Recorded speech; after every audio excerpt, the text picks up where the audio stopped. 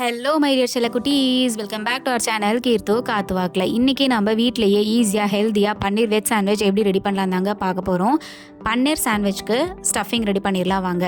First வந்துட்டு துருவின carrot வந்துட்டு எடுத்துக்கலாங்க. நாம் இன்றைக்கி 6 சாண்ட்விச் கணக்குக்கு தான் நம்ம ஸ்டஃபிங் எடுத்துருக்கோம். அதிகமாக வேணும்னா அதிகமாக ஆட் பண்ணிக்கணுங்க. அடுத்தது வந்துட்டு பெரிய வெங்காயம் வந்து நல்லா பொடுசாக திருவிக்கலாம், இல்லைன்னா கட் பண்ணிக்கலாம். நம்மளுக்கு எது ஈஸியோ அது பண்ணிக்கலாம். அடுத்தது வந்துட்டு முட்டைக்கோஸுமே திருவி தான் நான் எடுத்துருக்கிறேன். அடுத்தது வந்துட்டு குடமிளகாயுமே வந்து நல்லா திருவி நம்ம அதை ஆட் பண்ணிக்கலாங்க. குடமிளகாய் ஆட் பண்ணிவிட்டு தக்காளியுமே நான் கம்மியாக தான், எனக்கு புளிப்பு அதிகமாக வேணாம்னு தோணுச்சு, அதனால் கொஞ்சமாக வந்துட்டு தக்காளி அதையுமே திருவி தான் நான் ஆட் பண்ணியிருக்கேன். நீங்கள் பொடிசாக கட் பண்ணி கூட ஆட் பண்ணிக்கலாம். அடுத்தது கொத்தமல்லி தழை வந்துட்டு கொஞ்சமாக ஆட் பண்ணியிருக்கேங்க. அடுத்தது தேவையான அளவு உப்பு பார்த்து ஆட் பண்ணிக்கோங்க உங்கள் டேஸ்ட்டுக்கு ஏற்ற மாதிரி. அடுத்தது பெப்பர் பவுடர் வந்துட்டு காரத்துக்கு ஏற்ற அளவு நம்ம ஆட் பண்ணிக்கலாங்க. கேப்சிகமில் அவ்வளோ காரம் இருக்காது, அதனால் பெப்பர் நீங்கள் நல்லாவே ஆட் பண்ணலாம். அடுத்தது சில்லி ஃப்ளேக்ஸ் ஆட் பண்ணுறோங்க, அதனால் பெப்பரும் சில்லி ஃப்ளேக்ஸும் கரெக்டான அளவில் பார்த்து ஆட் பண்ணிக்கோங்க. அதுக்கப்புறம் ஒரிகானோ இருந்தால் ஆட் பண்ணலாம், இல்லைனா தேவையில்லை. அடுத்தது நம்ம பன்னீர் வந்துட்டு உதிரியாக எடுத்திருக்கோம். பன்னீர் எப்படி வீட்டிலேயே செய்கிறது அப்படின்ற வீடியோவும் நான் முன்னாடியே போட்டிருக்கேன், மேலே லிங்க்கில் கொடுக்குறேன், நீங்கள் வந்து பார்த்துக்கோங்க. அடுத்தது அந்த பன்னீர் வந்து உதிரியாக பண்ணிவிட்டு அதையுமே வந்து இந்த ஸ்டஃபிங் கூட நம்ம ஆட் பண்ணிக்கிறோங்க. ஆட் பண்ணிவிட்டு இதை ஃபுல்லாகவுமே வந்து நல்லா வந்து கிளறி விட்டுக்கலாங்க, நல்லா மிக்ஸ் ஆகிற அளவுக்கு. ஏன்னா வந்து நம்ம வந்து பெப்பர் பவுடரு, உப்பு இதெல்லாம் ஆட் பண்ணியிருக்கோம் இல்லைங்களா. ஸோ அதே மாதிரி அந்த ஸ்டஃபிங் எல்லா வெஜிடபிள்ஸுமே வந்துட்டு நல்லா வந்து கிளறி வந்தால் தான் நம்ம வந்து சாப்பிடும்போது நல்லாயிருக்கும், எல்லா டேஸ்ட்டும் கலந்து. அதனால் வந்துட்டு எல்லாத்தையுமே நல்லா மிக்ஸ் ஆகிற அளவுக்கு வந்து நாம் வந்து கிளறி விட்டுக்கலாங்க. அடுத்ததாக நம்ம இப்போது பன்னீர் சாண்ட்விச்சுக்கு போயிடலாம். அதுக்கு தேவையான இது வந்துட்டு பட்டர், அதாவது வெண்ணெய், வீட்டிலேயே செஞ்ச வெண்ணெய் தான் நான் எடுத்திருக்கேன். அடுத்தது ஸ்டஃபிங், அடுத்தது வந்து ப்ரெட்டு நான் கடையில் வாங்கின ப்ரெட் தான் எடுத்திருக்கேங்க. ப்ரெட்டில் இப்போ நம்ம வந்து வெண்ணெய், வீட்டிலே செஞ்ச வெண்ணெய் பாருங்கள் எவ்வளோ சூப்பராக இருக்குன்ட்டு. அந்த வீடியோ வேணும்னாலும் கமெண்ட் பண்ணுங்கள், நான் அந்த வந்து பட்டர் மேக்கிங் வீடியோ நான் போடுறேங்க. இப்போது அந்த வெண்ணெயை வந்துட்டு நம்ம எல்லாமே ஈவனாக ஸ்ப்ரெட் ஆகிற அளவுக்கு வந்துட்டு ப்ரெட்டில் வந்து ஒரு சைடு 2 சைடுமே வந்து நம்ம தடவி வச்சுக்கலாங்க. 2 சைடுனா நம்ம கீழே வைக்கிற சைடு, அதுக்கப்புறம் ஸ்டஃபிங் வச்சுட்டு அதுக்கு மேலே ஒரு ப்ரெட் வைப்பீங்களா, அந்த 2 சைடுமே சொல்கிறேன்.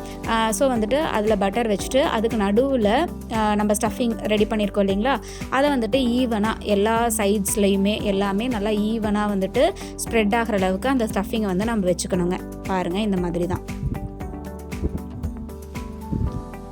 இப்போது நம்ம ஸ்டஃபிங் வச்சுட்டு அப்புறமா இன்னொரு ப்ரெட்டையுமே எடுத்து மேலே வச்சுக்கலாம். நம்ம அதில் வெண்ணெய் தடவி இருக்கிறதுனால நல்லாவே ஒட்டிக்கோங்க, ஸோ ஒன்றும் பிரச்சனை இல்லை. இப்போது நம்ம அடுப்பை ஆன் பண்ணிவிட்டு நம்ம வந்து தோசைக்கல் வச்சுட்டு அதுக்கு மேலே வந்து பட்டரை கொஞ்சம் போட்டுக்கலாம். அப்போ தான் வந்து நம்மளுக்கு வந்து நல்லா வந்து ரோஸ்ட் ஆகிறதுக்கு ஹெல்ப்ஃபுல்லாக இருக்கும், சாப்பிடவுமே டேஸ்ட்டாக இருக்கும். பன்னீரில் வந்துட்டு நான் கொடுத்துருக்க மாதிரி இவ்வளோ 18 grams protein, 22 grams carbohydrates, 3 gram fat, total 282 calories வந்து எனர்ஜி நம்மளுக்கு கிடைக்குங்க. அதனால் நீங்கள் ஹெல்த்தியான ஒரு ஸ்நாக்ஸாவோ இல்லை ஹெல்த்தியான ஒரு பிரேக்ஃபாஸ்ட்டாவோ கூட நீங்கள் அதை வந்து எடுத்துக்கலாம். இப்போ வந்து நம்ம வந்து எண்ணெயை பட்டர் ஸ்ப்ரெட் பண்ணிவிட்டு அதுக்கு மேலே வந்து நம்ம அந்த ப்ரெட்டை வச்சு திருப்பி போட்டுக்கோங்க.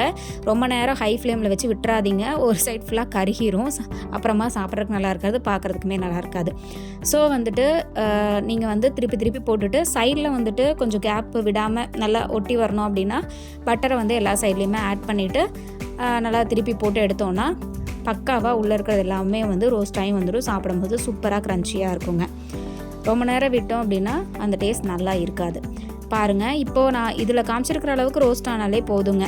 ஓரளவுக்கு நல்லா ப்ரௌன் கலரில் மாறுறது தெரிஞ்சாலே நம்ம வந்துட்டு திருப்பி போடும்போதே நம்ம அதை நோட்டீஸ் பண்ணிக்க முடியுங்க. நம்ம வந்து கடையில் போய் தேவையில்லாமல் வந்துட்டு இதை வாங்கி சாப்பிட்றதுக்கு ஈஸியாக வீட்டிலேயே வந்துட்டு ஹெல்த்தியாக யாருக்கு வேணாலும் சமைச்சு கொடுக்கலாங்க. நம்மளுக்கு வந்து நம்ம வீட்லேயே செய்கிறப்போ எல்லா இன்க்ரீடியன்ஸும் நம்ம தெரிஞ்ச மாதிரி போடுவோம், ஹெல்த்தியாகவும் போடுவோம். ஸோ வந்துட்டு இது சூப்பரான டேஸ்ட்டாகவும் இருந்துச்சு. பாருங்களேன், எவ்வளோ பார்க்கவே எப்படி சாப்பிட்ணும் போல் இருக்கு இல்லைங்களா. அதே மாதிரி இதை நம்ம வந்துட்டு ஸ்டஃபிங் உள்ளே எந்த அளவுக்கு வந்திருக்குன்னு சொல்லிட்டு கட் பண்ணி பார்த்துடலாங்க. இது கட் பண்ணும்போதுமே கூட உள்ளே நல்லா வெந்ததுனால எதுவுமே நடுவுலலாம் பியாமல் நல்லா ஈஸியாக வந்து கட் பண்ண முடிஞ்சுதுங்க.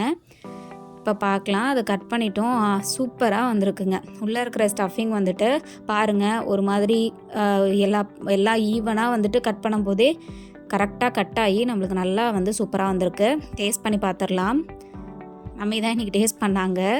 எப்படி இருக்குது அப்படின்னு சொல்லி கேட்டப்போ ரொம்பவுமே சூப்பராக இருக்குது அப்படின்னாங்க. ரொம்ப பெஸ்ட்டாக வந்திருந்தது. அப்படியே ஒரு டீ வச்சு சியர்ஸ் சொல்லிவிட்டு நாங்கள் சாப்பிட ஆரம்பிச்சிட்டோம். நீங்கள் இது வீட்டில் கண்டிப்பாக ட்ரை பண்ணி பாருங்கள். வேறு என்னென்னலாம் பண்ணலாம்னு சொல்லிட்டு கமெண்ட்டில் சொல்லுங்கள். நம்ம சேனலுக்கு சப்ஸ்கிரைப் பண்ணிடலாம், சப்ஸ்கிரைப் பண்ணிவிடுங்க. அப்படியே பெல் ஐக்கானையும் கிளிக் பண்ணிவிடுங்க.